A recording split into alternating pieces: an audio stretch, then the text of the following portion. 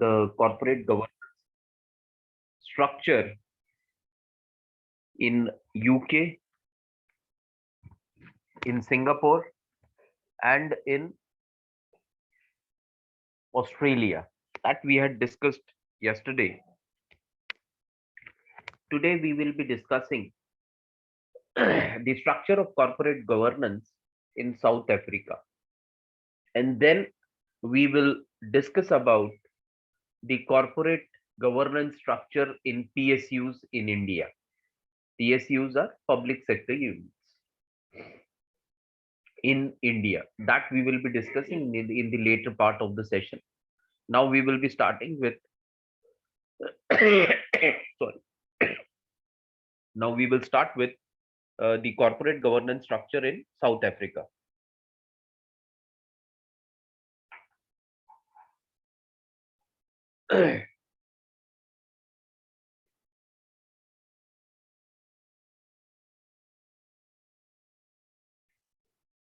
In South Africa, the corporate governance guidelines are based on a commission report. That commission is called as King's Commission or King 4, it is called as, and it has given certain recommendations. And on the basis of these recommendations, the guidelines of corporate governance are practiced in South Africa. So, important guidelines or important recommendations given by the King's Commission of South Africa that we will be now discussing. Am I audible to all?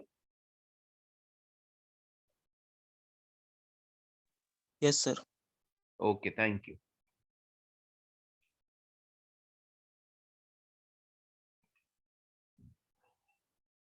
So the first point which was raised by the King's Commission should be included in the corporate governance guidelines of all the organizations working in South Africa was related to the balance between directors' power. It said that there has to be a balance of power between all the directors who are part of the board of directors. It should not happen that one director is having absolute power of decision making. Suppose if 10 directors are there on the board of the organization, it should not happen that one of the director is having absolute power of decision making, that whatever decision he takes has to be accepted by other directors at the board. So that absolute power should not be there. So that was the first recommendation, which became a guideline of corporate governance in South Africa. Now, in South Africa, all the companies which are listed, they have to make sure that there is balance of power at the board. That all the directors, if 10 directors are on the board, all the 10 directors should have same power. No one should have an absolute power.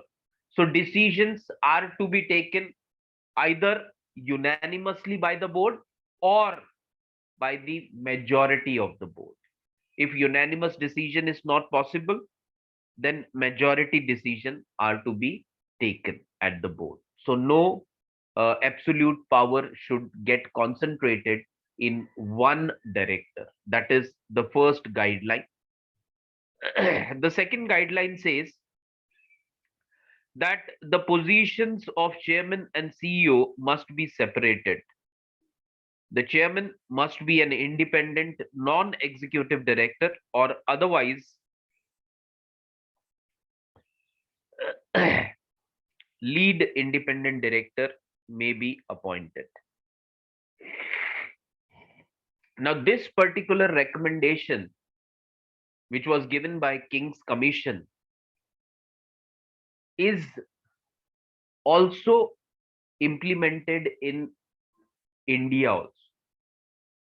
We have seen while we were discussing the corporate governance guidelines in India that the JJ Irani committee and the other committees which were constituted to suggest improvements in corporate governance guidelines in India, one of the suggestion was that there has to be separation of power. One person shall not enjoy two powers of chairman of the board and power of chairman or managing director of the organization or general manager of the organization.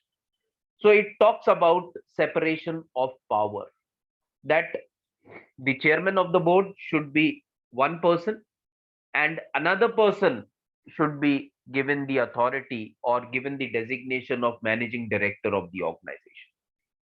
So two separate persons should be appointed on two separate positions. So here it is mentioned very clearly in South Africa that there has to be separation of power. They have mentioned also clearly that the chairman of the board should be an independent director.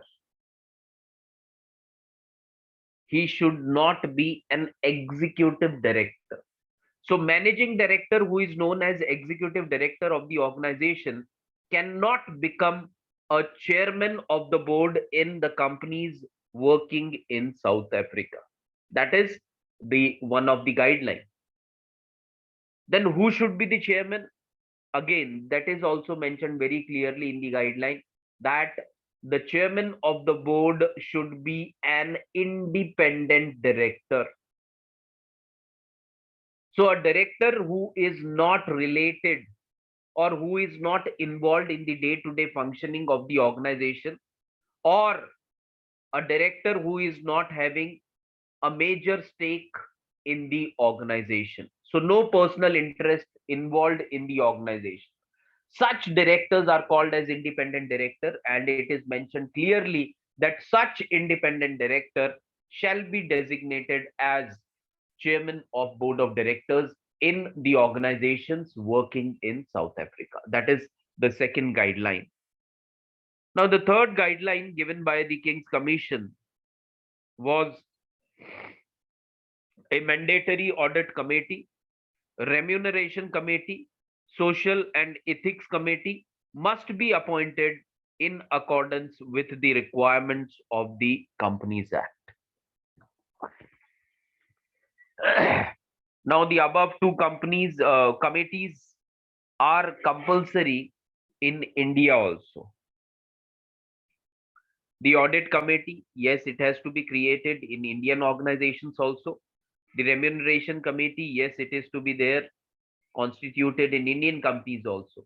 So when we talk about South Africa, they have added one more committee, and that committee is called as Social and Ethics Committee. So three mandatory committees they have mentioned. One is audit committee. The role of the audit committee will be same as we have discussed about the role of audit committee in India, that they are supposed to do the audit of the financial statements, financial documents which are prepared by the company. That is their duty. They have to see to it that no irregularity or no manipulation is done in making any of the financial document by the organization. That is the role of the audit committee. The role is very much similar to what the role we have discussed in India.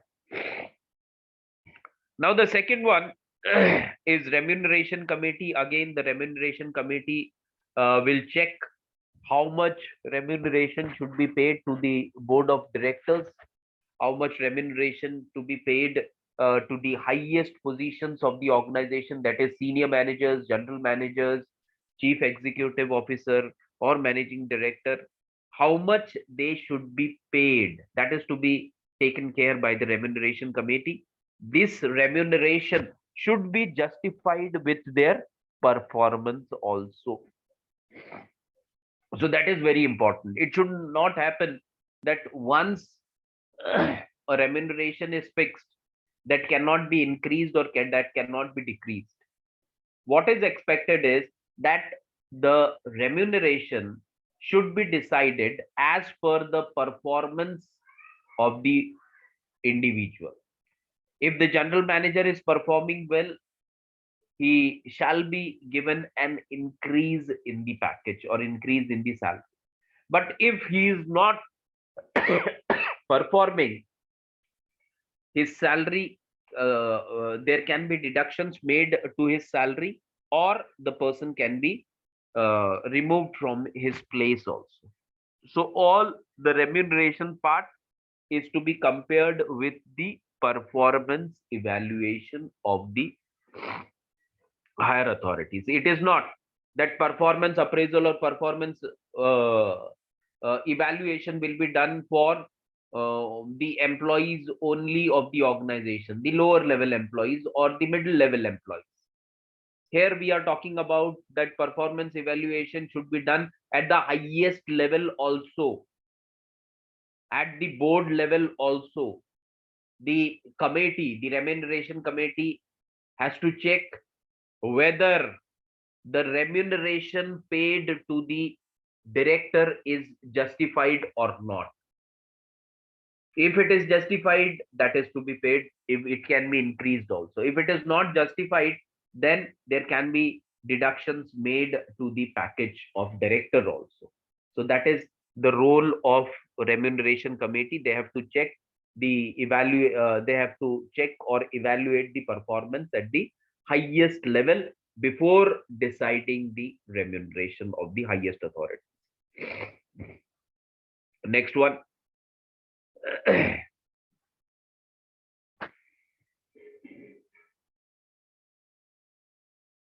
Now, the next one says that a brief CV of each director must be accompany a new listing application as well as a notice of every annual general meeting where the director stands to be elected or re-elected.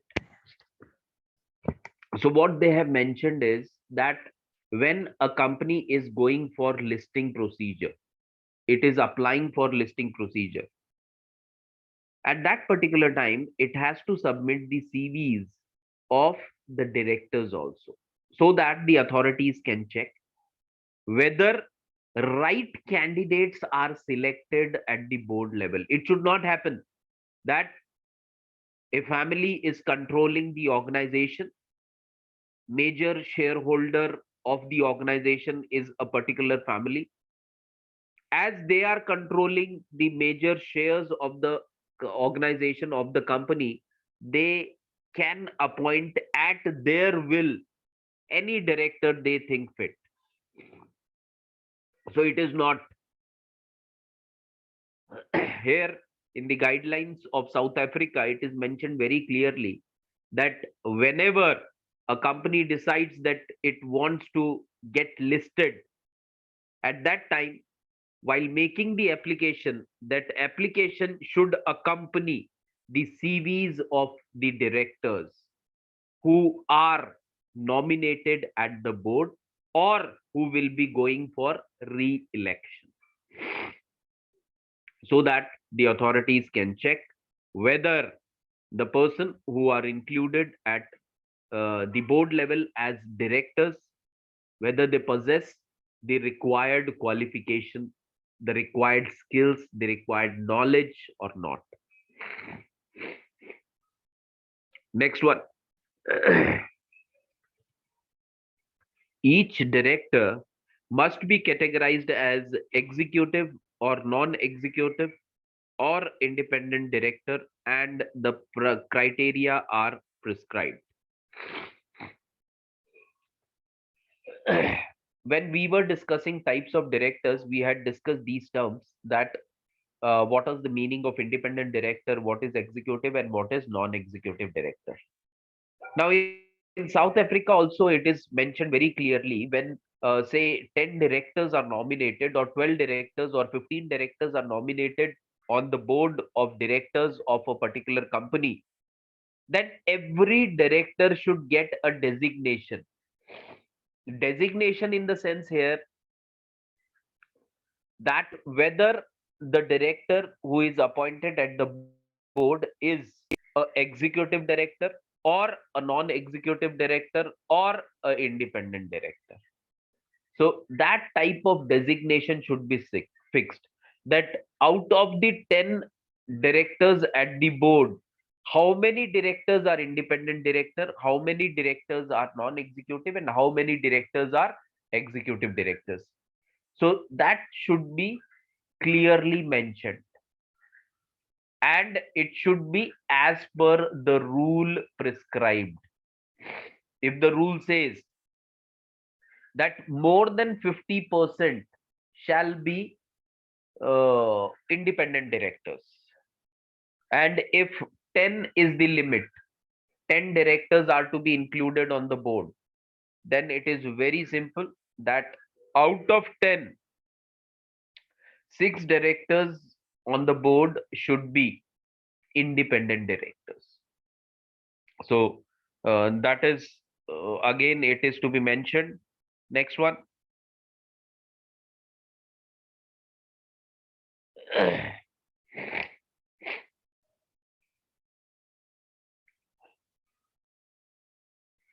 The appointment of company secretary is mandatory. That is one of the recommendation given by the King's Committee, that all the listed companies have to appoint a company secretary. That company secretary will be communicating with the government authorities or with the controlling authorities regarding all the lawful legal matters which are related to that, how many meetings are to be conducted, then when the company is supposed to conduct the annual general meeting, how these meetings are to be conducted. So all this type of communication with the board and with the government authorities are to be done by the person who is designated as company secretary or CS.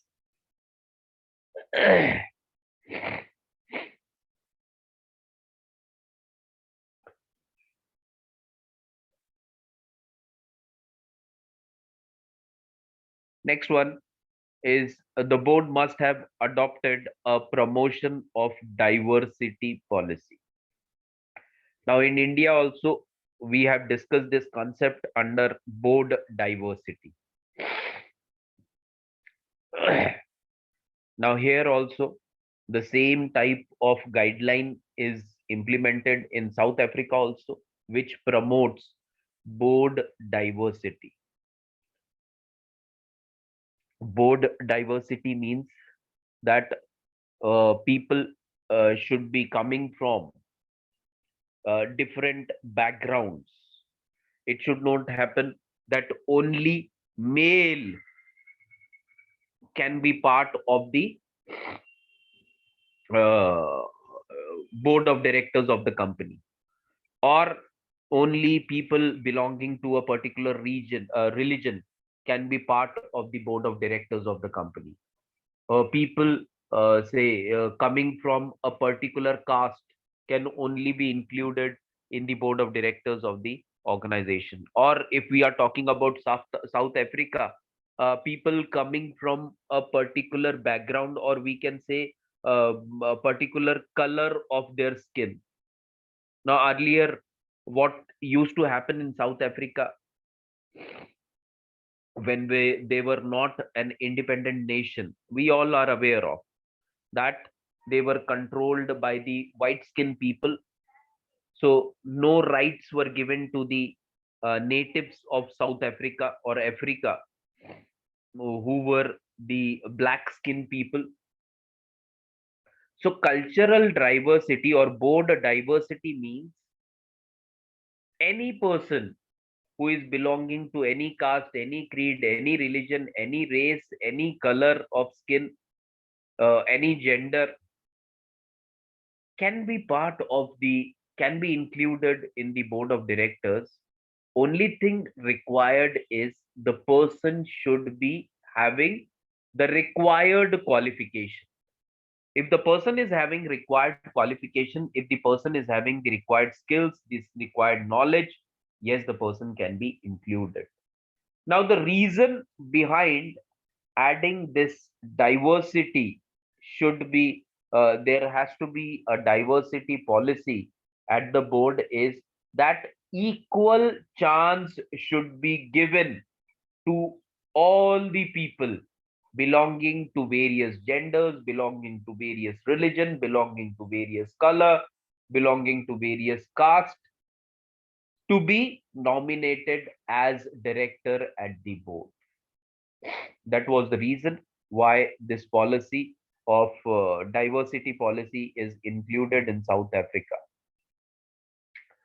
Now, the last one is the CEO and the financial director must sign off on the annual financial statement confirming the list of prescribed issues. So, financial statements are to be signed by the CEO and the financial director. That is there. So, that was the major points of guidelines or major guidelines related to the organizations which are working in South Africa. So, this is how the corporate governance structure in South Africa works. So, that was related to the corporate governance structure which is existing in various countries. How their corporate governance is different from ours, or what are the similarities between their corporate governance structure and our corporate governance structure, that we have discussed in today's session as well as in yesterday's session. Now we will move on to the next part, and that part is the PSUs, the corporate governance guidelines in PSUs. PSUs, we all are aware that PSUs are the corporate public sector units. So, corporate governance in public sector units.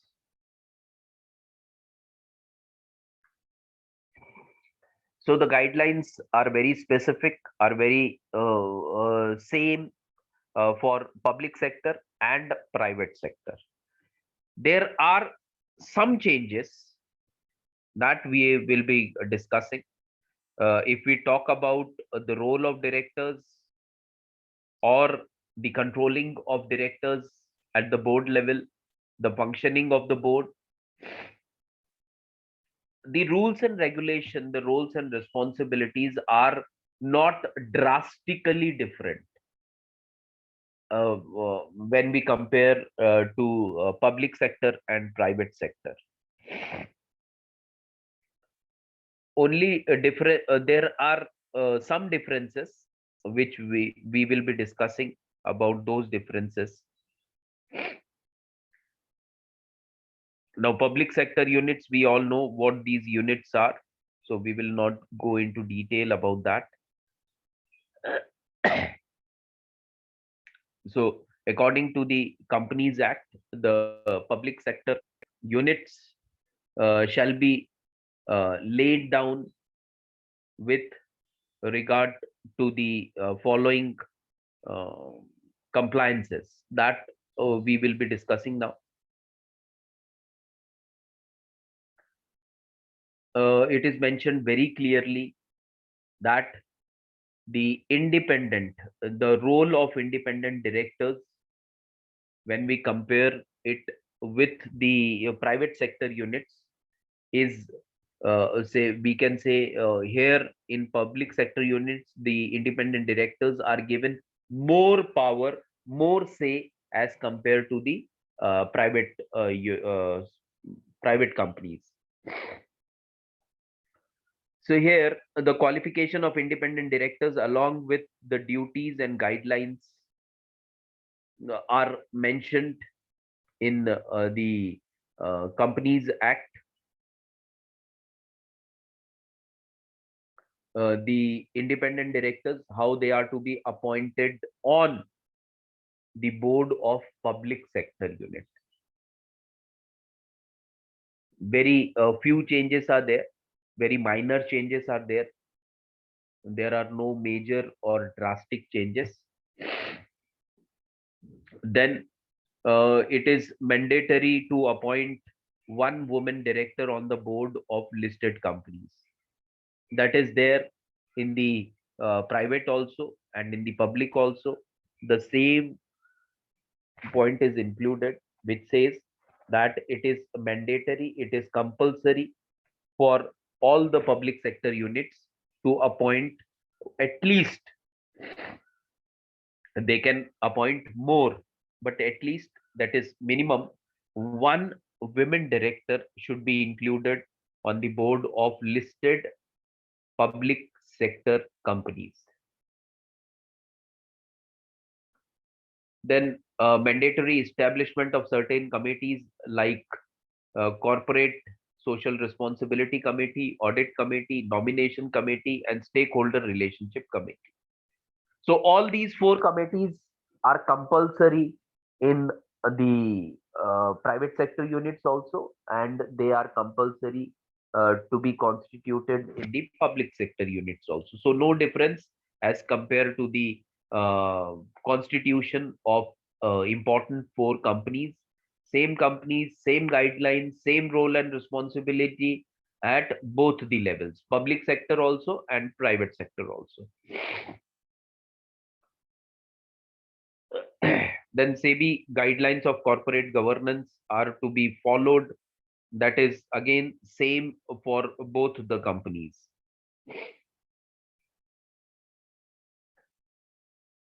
Then apart from the SEBI, the public sector companies have to accept or have to work as per the guidelines also of DPE, Department of Public Enterprises. So in private sector, we have seen that SEBI, that is Securities and Security Board Exchange of India, that is the controlling authority for the private sector companies. Here we can see that apart from SEBI, one more authority is uh, controlling the public sector unit, and that authority is called as DPE, or it is also called as Department of Public Enterprises. So there are various guidelines released by DPE. So those guidelines are to be followed by the public sector units.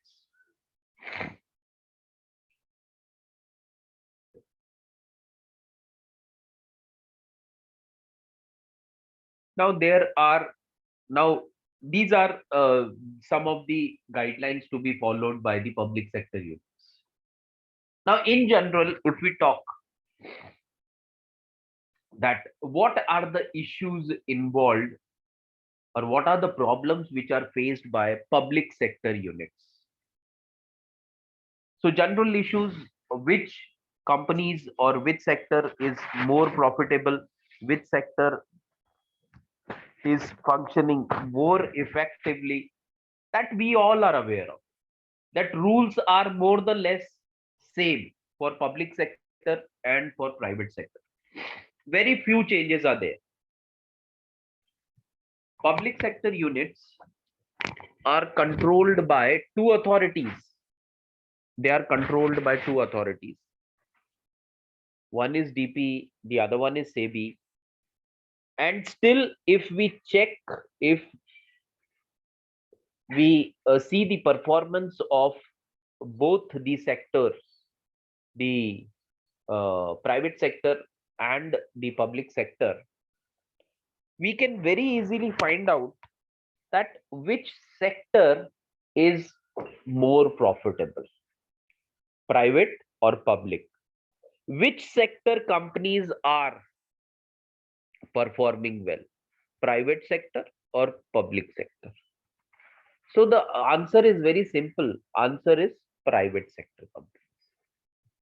So what is the reason that the private sector is progressing, but the public sector companies are not progressing the way the private sector companies are? And the reason is that as public sector companies are controlled by the government, there is undue interference in the functioning of public enterprises or public sector companies, public sector units by the ministries also. On number of occasions, although the guidelines are very clear, what should be the qualification of the person who can be appointed at the highest level as the say managing director of a public sector company, manager of a public sector company, general manager of a public sector company, or a director of a public sector company. But many a times, as they are controlled by the government, these guidelines are not followed, are not taken seriously. As they are controlled by the government, there are many a times when government officials, when government ministers, they make certain changes that suits them, their interest. And many a times we have seen that a close relative of a senior government official, a close relative of a minister, without having a required qualification, also enjoys a highest position in a public sector unit, or is included at the board level of a public sector unit also. As people are not selected on the basis, we are not saying that all the public sector units are having the same policy, but there are examples that public sector units are not running professionally. Why they are not running professionally? Because they are not controlled professionally. The highest position, if is say if the highest position is appointed on the basis of his or her closeness to the minister or closeness to the government officials, and not on the basis of his merit, not on the basis of his qualification or intelligence, then we cannot expect great improvement from these persons. Now you might be knowing that around 15 to 20 years back, BSNL, what is BSNL? Can anybody tell me what is BSNL? Am I audible? Yes, sir. What is BSNL? Can anybody tell me? Bharat Sanchar Nigam Limited.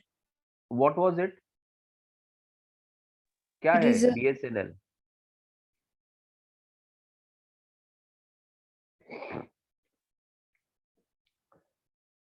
क्या है BSNL?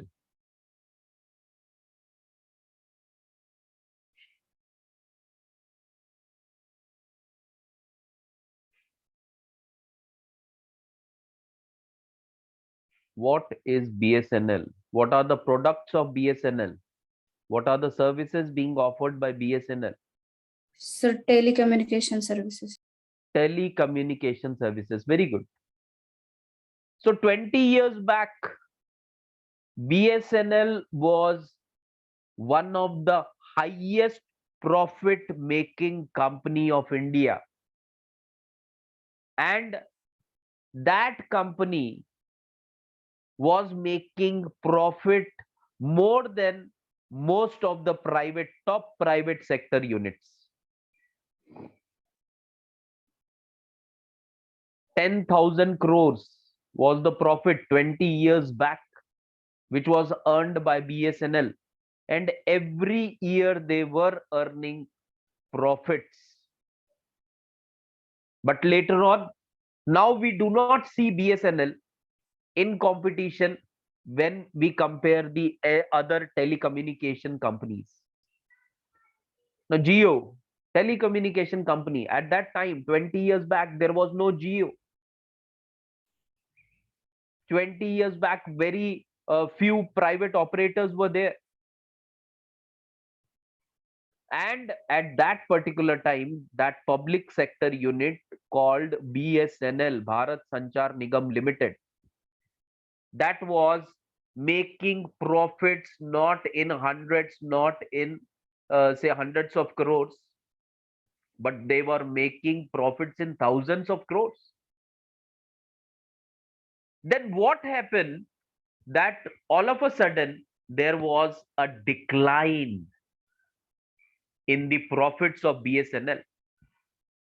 The largest infrastructure, please note that BSNL was the company which has provided largest infrastructure in India.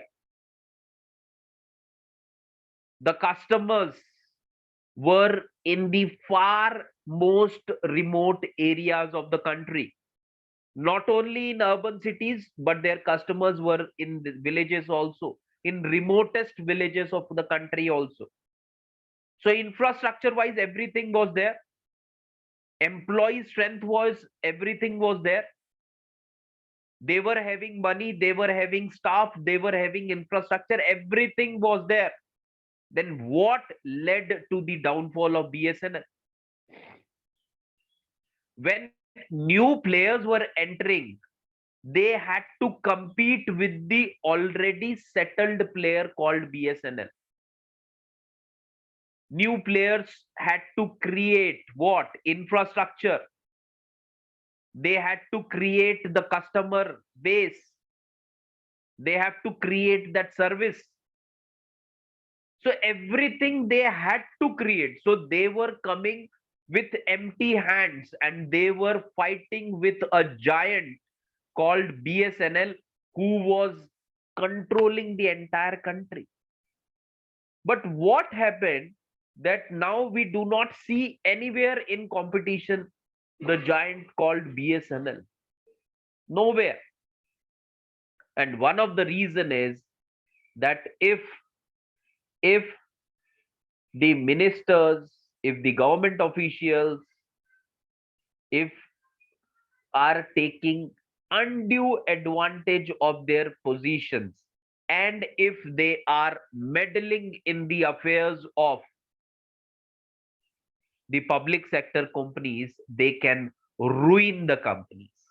And that can be seen with the example of BSNL. Under corporate governance guidelines, we have been discussing for last so many lectures that how and on what basis a director is appointed at the board. And we have seen that only on the basis of his or her merit, only on the basis of his or her talent, only on the basis of his or her experience, the person is included in the board of directors. But whether these practices are exactly followed in the public sector units, that we need to check. That on paper, yes, it is there. But is it followed as it is on ground also? So the answer is no.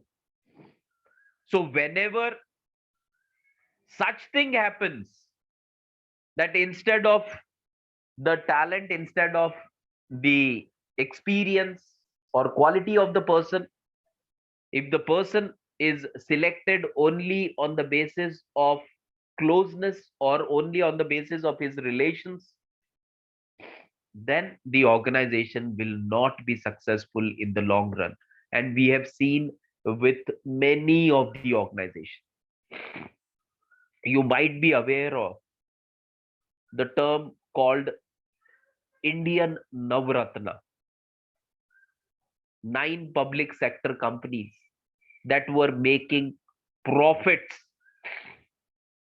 But later on, these companies were categorized as sick units.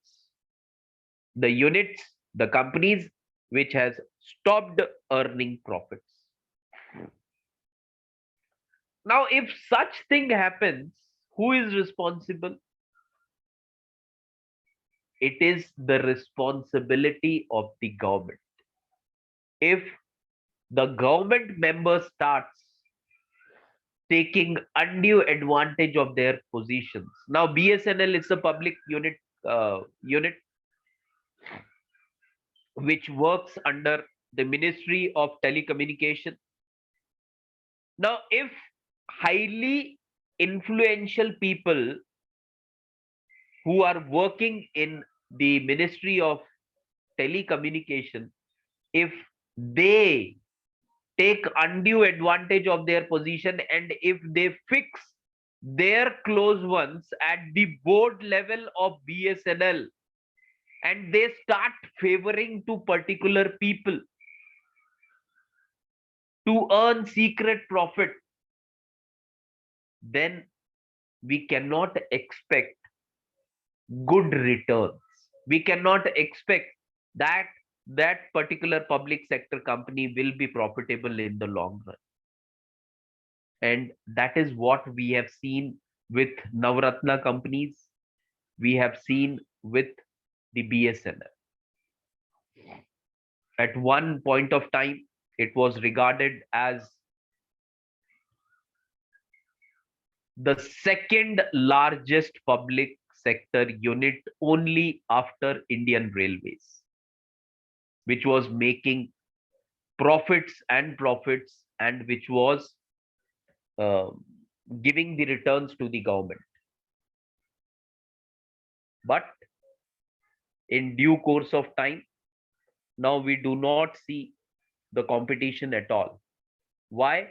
Because infrastructure was compromised. Why infrastructure was compromised?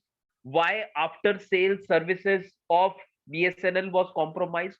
Why the quality of service of BSNL was compromised? Because the board was compromised. The board was not consisting of quality people. The board of directors of BSNL, that is the highest authority of BSNL, was not consisting, was not governed by the quality people. वहां पर quality लोग कम हो गए, वहां पर रिश्तेदार ज्यादा हो गए. किसके रिश्तेदार? जो मिनिस्ट्रीज कंट्रोल कर रही है बीएसएनएल के. कोई चिट्ठी लेके गया, अच्छा ये मेरा रिश्तेदार है, ले लो इसको भी बोर्ड ऑफ डायरेक्टर में. ये मेरा रिलेटिव है, इसका केबल का काम है, दे दो इसको केबल का काम. अगर ऐसे बेसिस पे विदाउट एनी से evaluation if you start working, the organization is not going to be profitable in the long run. And that was one of the reasons, or these are some of the issues related to corporate governance. Now, if SEBI is a government organization, public sector units are government organization, when we compare the monitoring of SEBI or controlling powers of SEBI in terms of private sector companies, we see a different approach. That yes, SEBI is playing a very strict type of role and they are very much alert, they are very much watchful. But if we compare the same SEBI as a controlling authority controlling the public sector unit, we will find that their role is not that much strict. Why? Because SEBI is controlled by government, public sector unit is controlled by government. If SEBI starts showing strictness to the public sector unit company, what will happen? The person who is at the SEBI may lose his job, or may get transferred also. That we have seen. So all such things are not expected in corporate governance guidelines, but still they are practiced. They are not at all ethical. They are absolute unethical practice. But people who are having power, they are taking undue advantage of their power. And that is the main reason why the public sector companies, which were making profits earlier, all of a sudden, or in the due course of time, why all the public sector companies have started showing losses. And just think, when a company, a public sector unit is showing losses for, say, for 1 year, for 2 years, for 5 years, for 10 years, the government is showing that this particular public unit is making losses. And when this public unit is sold to a private sector unit, or when the public sector is converted to a private sector, automatically we see that again the unit starts making profit. Aisa kyun? There is no magic wand that you just change the name. If you name it public sector unit, it is sure that it will be into losses. You change the board of the company, make it public sector unit, don't change anything. Just change the board of public sector to private sector, all of a sudden the company will start giving profit. So this is not the case, that if we change the board, immediately the company will start making profit. There are root causes. So we have to go to the root causes. We have to remove those root causes if we want again our public sector companies to be effective. How the people are selected in the company, how the people are selected at the board level, everything plays a very important role.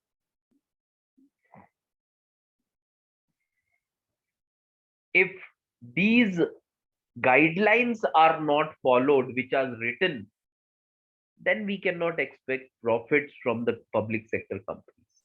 So these are some of the issues which we all are aware of, which are involved with the corporate governance structure under the public sector units. In the next session, we will discuss how we can be successful in public sector companies also, or what are the changes that are required to be done at the public sector units, that we will be discussing. Then in the next lecture, we will also be discussing the PSUs, the implementation of corporate governance guidelines in banks.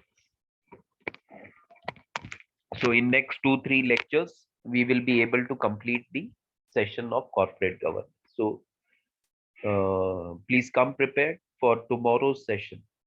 There we will be discussing how we can improve the performance of the public sector units. So thank you everyone for being present in today's session. Thank you. Thank you, sir. Thank you. Thank you, sir.